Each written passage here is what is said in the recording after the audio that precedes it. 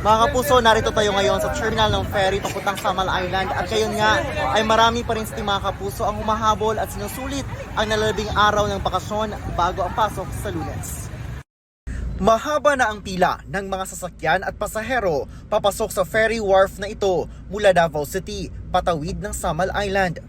Ang Samal Island ay isa sa kilalang tourist destination na nasa 15 minuto lang ang biyahe mula Davao City kung agad na makakasakay ng ferry.